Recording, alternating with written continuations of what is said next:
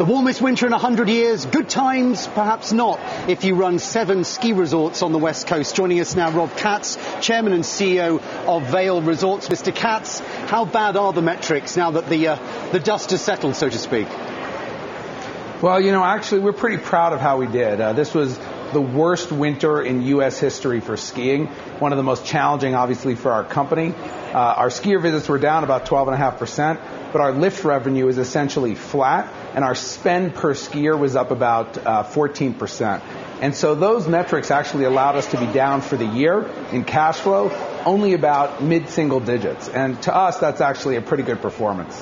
What role did these early bird passes that you sell play in boosting that cash position? Because obviously you've reacted by extending what you call, I think, the Epic Pass, $659, access to all the resorts but for next year.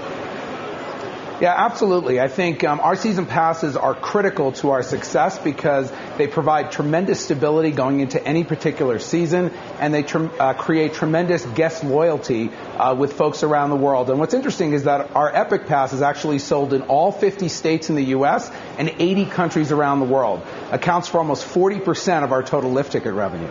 And the good news is that... Sorry, I didn't mean to interrupt. The good news is that for next year... Oh, sure. The good news is that in addition to our performance this year being relatively stable, even given these unprecedented weather events, is that going into next year, our spring pass sales for the 2012-2013 season will be ahead of last year's record pace. So that gives us great momentum going into next year. That said, what is your real estate position? Obviously, you're managing condos. There will be a lot of people that have property on your sites as second liens. I was skiing in Mammoth, and it was quite clear there, rival resort to you, that they were keeping some of the retail operations open without tenants, possibly at a loss, to give a sense of normality. Are you having to do the same on your resorts? How bad is that real estate component? There's no question that the real estate component is more challenging than the resort component. People are a little bit more nervous to make real estate purchases right now. But when it comes to the base area facilities, one of the reasons that we had so much success this year is the investment we've made in shopping and dining and hotels. And these things, which are different than other resorts around the country, were actually quite healthy.